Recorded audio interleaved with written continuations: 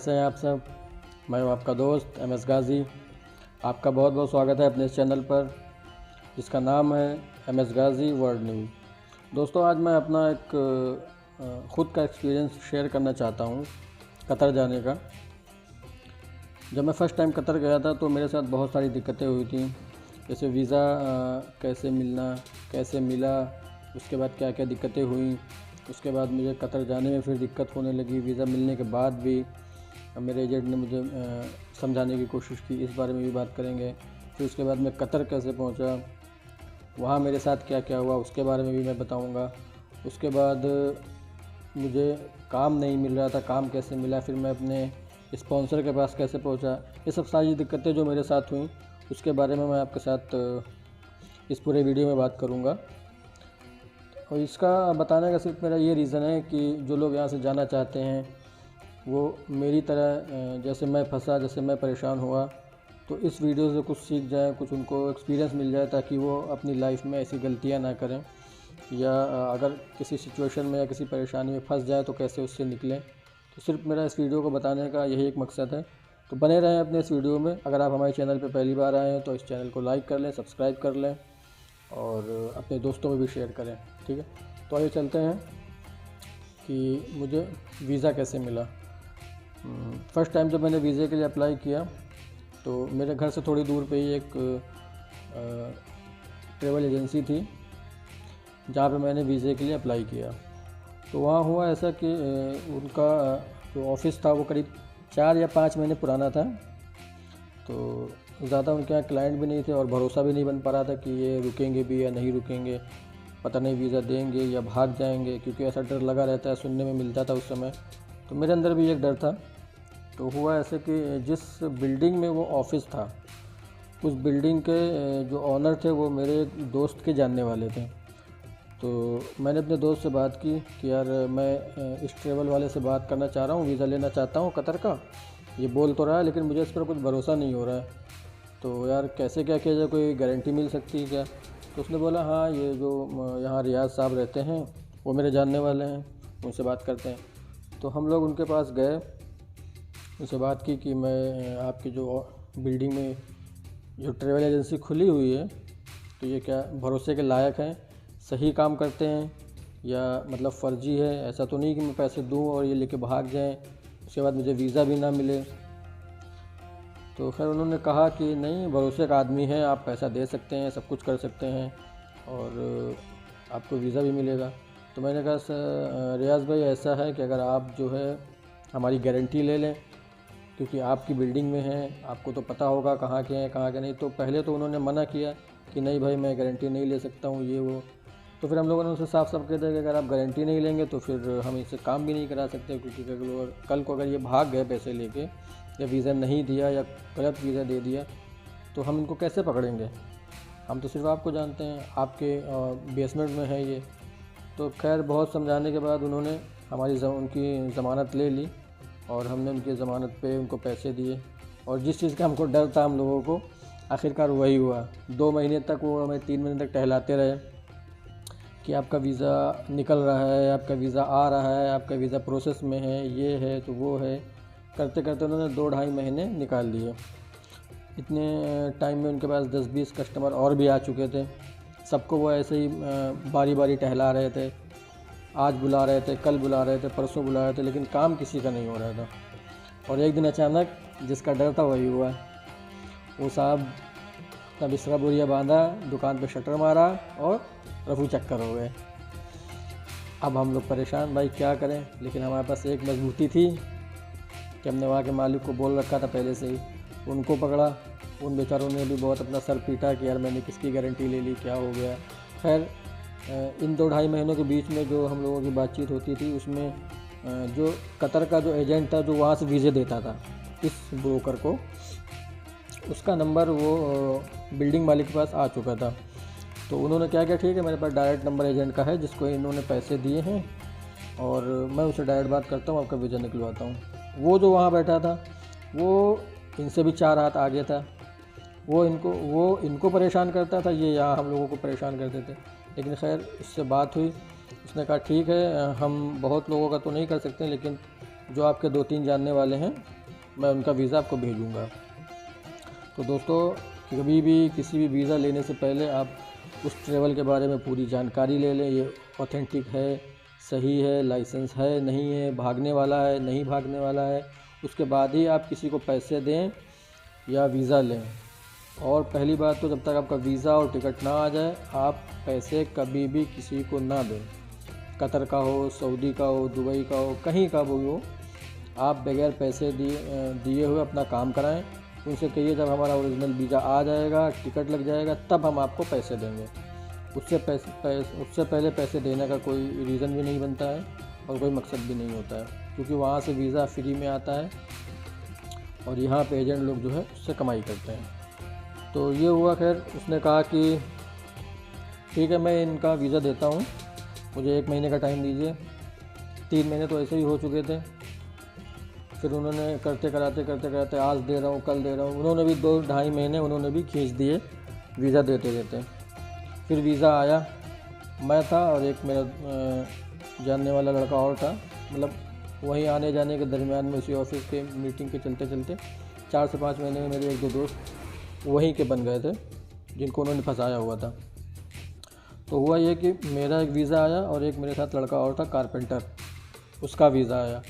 2 लोगों का वीज़ा भेजा उसने बड़ी मुश्किल से और भेज दिया। खैर, हम लोग बड़े खुश हुए यहाँ पे, सब कुछ चलो अब सही हो जाएगा, हम लोग पहुँच जाएंगे। लेकिन 2 दिन के बाद जैसे ही हमारा वीज़ा स्टैंप होने के लिए एम्बेसी जाना था, तो उनका फ़ोन आता है कि रियाज भाई ऐसा करिए, अभी जो है मैंने 2 वीज़े भेजे हैं, उसमें एक वीज़ा जो है उनके स्पॉन्सर अभी घूमने चले गए हैं, यानी मेरा शरीफ बोले, वो जो शरीफ लड़का है MS गाजी, उसका वीज़ा अभी मत लगवाइएगा। वो जो दूसरा लड़का है कारपेंटर, उसको भेज दीजिए आप और उनको अभी रोक दीजिए। उनका स्पॉन्सर अभी घूमने गया है, जब वो आ जाएगा तब मैं उनको बुला लूँगा। अब जब मैंने ये बात सुनी तो मेरे पैरों तले के ज़मीन निकल गई कि यार अब क्या होगा। एक तो करते कराते 6 महीने बाद वीज़ा आया, अब उस पर से भी ये बोल रहा है कि अभी इनको रोक दीजिए। तो मैंने रियाज भाई से बात की, मैंने कहा ऐसा है रियाज भाई, आप ऐसा करो, ये बोल रहा है कि उनका स्पॉन्सर है नहीं, इनका वीज़ा लगेगा नहीं, ये आ नहीं पाएंगे। तो खैर आप ट्राई करो, वीज़ा लगने के लिए भेजो, अगर कोई दिक्कत होगी तो नहीं, कोई बात नहीं, रुक जाएंगे।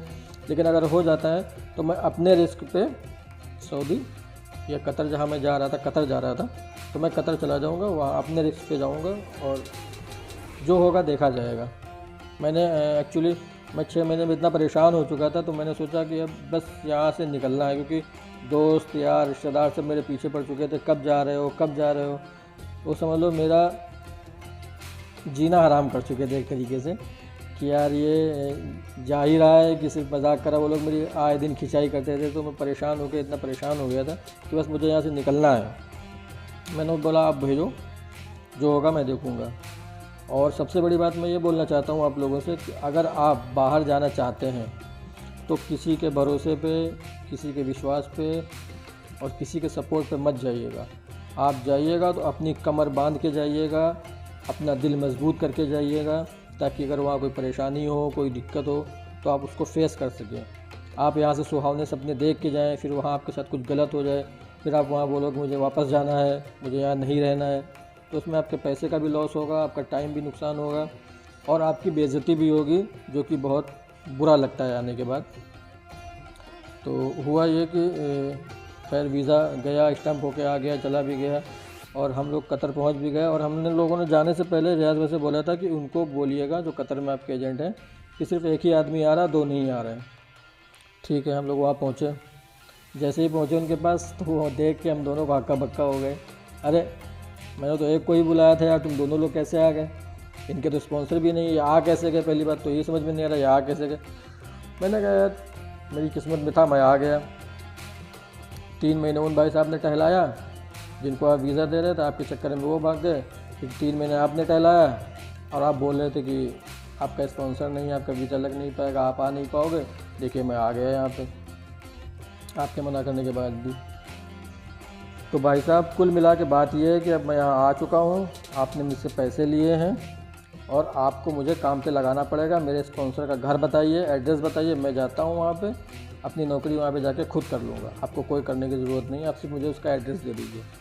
अब वो भाई साहब जो है हाथ पैर फैला दिए उन्होंने, बोले मेरे पास तो एड्रेस है नहीं, मैंने जिस ऑफिस से वीज़ा लिया है एड्रेस वहाँ मिलेगा, लेकिन वो दिक्कत ये है कि जब तक वो 2000 रियाल लेगा नहीं आपको एड्रेस नहीं देगा।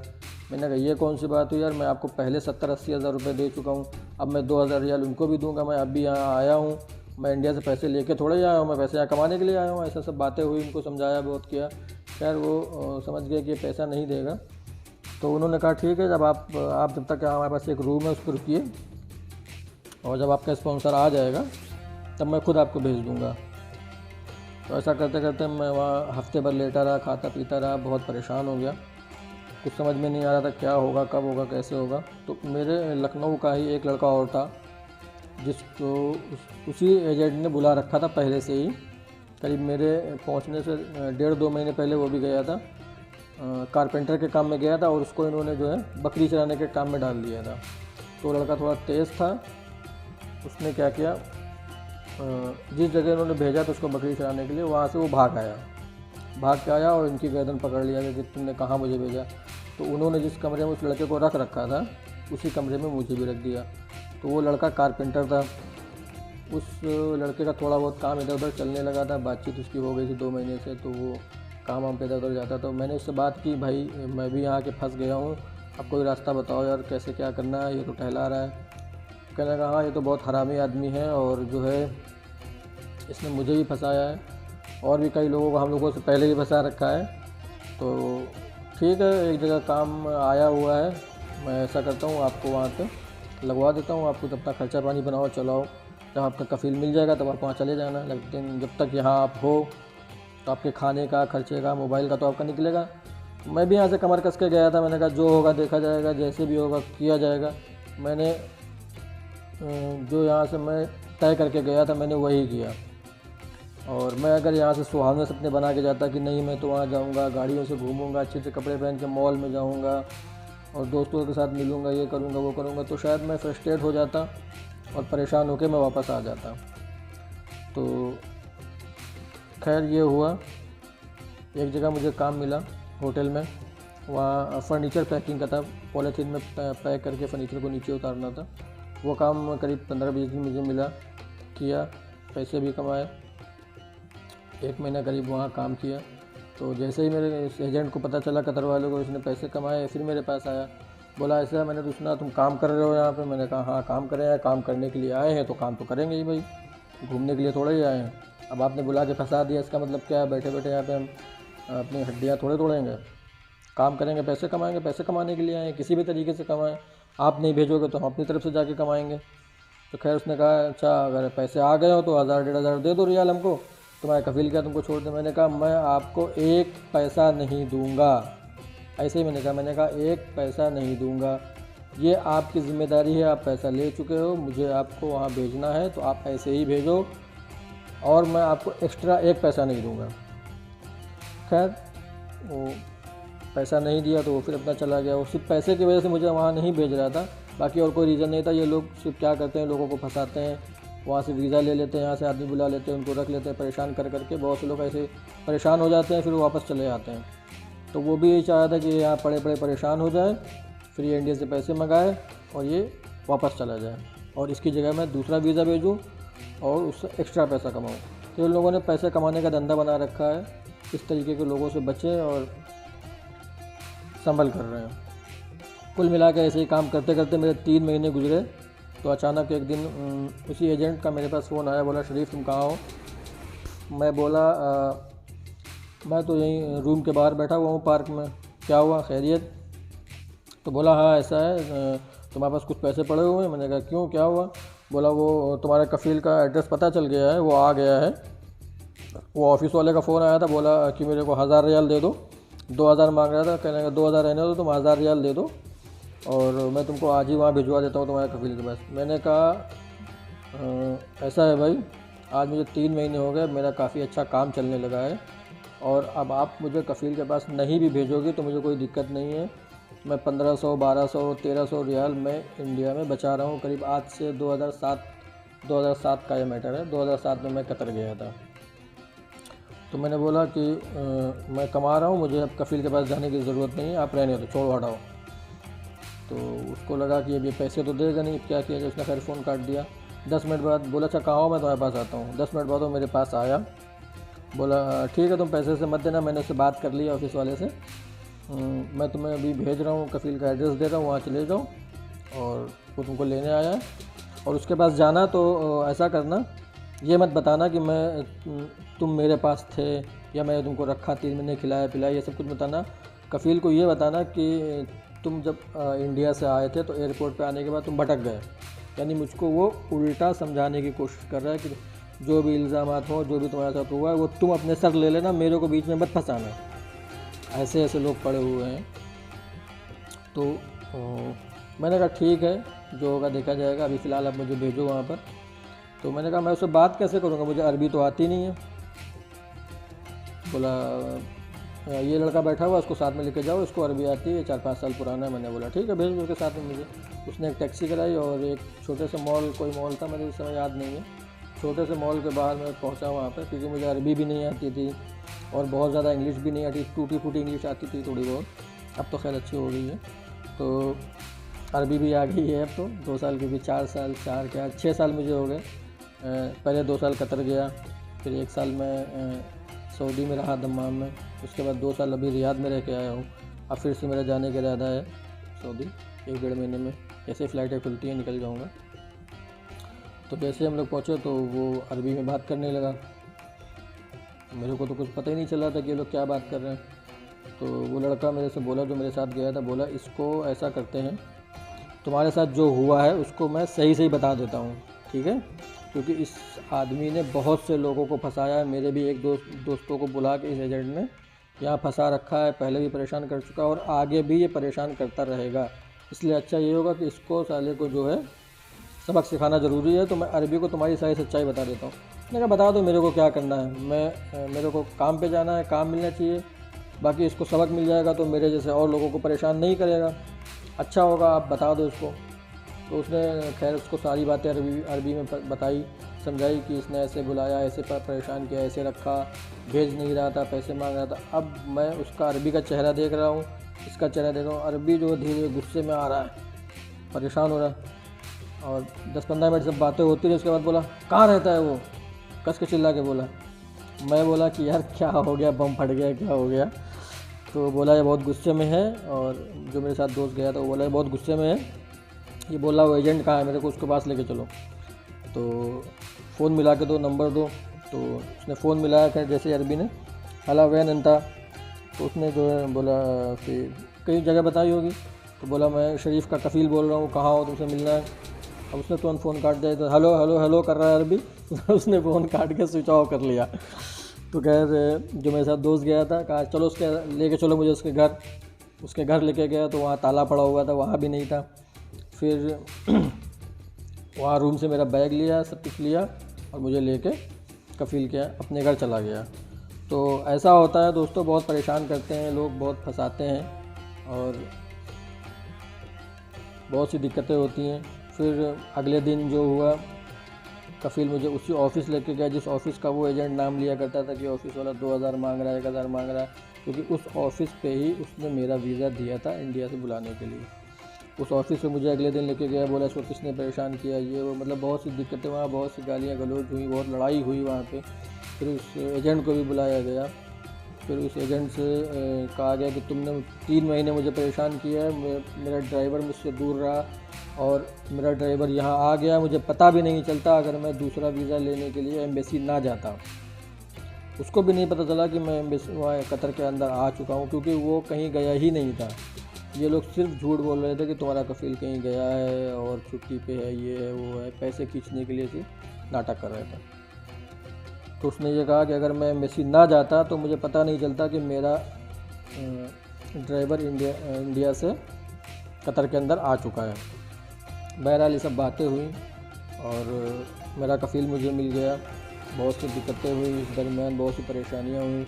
मैंने वहाँ बहुत से काम किए। इन 3 महीनों में मैंने कारपेंटर के साथ भी काम किया, मैंने मिस्त्री के साथ भी काम किया, लेबर का भी, मोरंग बालू का भी काम किया, मैंने पेंटिंग का भी काम किया, मैंने बहुत सारे काम किए। बहुत परेशानियां उठाई 3 महीने, क्योंकि मैं जो है अपना इरादा मजबूत करके गया था। कुछ भी हो, कैसे भी हालात हो, मुझे वहाँ रहना है, पैसे कमाना है, अपने आप को साबित करना है। खैर, कफील ने एक शर्त रखी उससे कि मैं तुम्हें एक शर्त पे ही छोड़ सकता हूँ, वरना तुम्हें मैं पुलिस में दे दूँगा। तुमने 3 महीने इसको रखा है, 3 महीने की इसकी सैलरी प्लस खाना जो परेशान किया है, 1000 रियाल पर महीने के हिसाब से इस लड़के को दो, नहीं तो मैं तुम्हारे ख़िलाफ़ FIR कर दूँगा और तुम्हारी नौकरी भी जाएगी। तो खैर वो डरा, थोड़ा सहमा, और उसने जो है 15-20 दिन का टाइम लिया मुझे कफील से, और 3000 रियाल उसने फिर 15-20 दिन में करके मेरे को दिए। फिर वहाँ से मेरी जर्नी नई स्टार्ट हुई, और कफील के पास मैंने काम किया। कफील के पास खैर सैलरी बहुत कम थी उस टाइम, मुझे 800 रियाल इंडिया से बता के भेजा गया था, खाना रहना फ्री था। लेकिन वहाँ जाके कफील ने बोला तुम नए हो, तुम्हें कुछ नहीं पता है, अरबी नहीं आती, इंग्लिश नहीं आती, ड्राइविंग नहीं आती। यहाँ की ड्राइविंग कर मुझे इंडिया की आती थी, लेकिन वहाँ की नहीं आती थी, ना लाइसेंस था। तो उसने मुझे जो है 600 रियाल सैलरी दी, और धीरे धीरे मेरा वहाँ सफ़र शुरू हुआ। सैलरी मिली, फिर बढ़ी भी, 700 भी हुई 6 महीने बाद, फिर 800 भी हो गई। मुझे धीरे धीरे अरबी भी आ गई। और अब मैं एक और चैनल चलाता हूँ जिसका नाम है MS गाजी लर्निंग पॉइंट। उसका लिंक मैं इसके डिस्क्रिप्शन में डाल दूँगा। वहाँ पे आप जाके अगर अरबी सीखना चाहते हैं, अरबी की गिनतियाँ जानना चाहते हैं, अरबी के फल फ्रूट्स के नाम जानना चाहते हैं, तो उस लिंक को क्लिक करके आप उस चैनल पर जा सकते हैं और आप अरबी लैंग्वेज वगैरह सीख सकते हैं। तो दोस्तों, इस वीडियो में इतना ही। उम्मीद करता हूँ कि आपको कुछ ना कुछ इस वीडियो से सीखने को ही मिला होगा, और अगले वीडियो में फिर मुलाकात करते हैं। आपको बताते हैं कि मैं दम्माम कैसे गया, वहाँ क्या हुआ। 2 साल का वीज़ा था, और 2 साल के वीज़े के दरमियान ही मैं 6 महीने में ही वहाँ से वापस क्यों आ गया, वहाँ की भी एक कहानी है, वो भी मैं आपके साथ शेयर करूँगा। नेक्स्ट वीडियो में मुलाकात होती है। इस वीडियो में इतना ही। बाय बाय, सब बाय।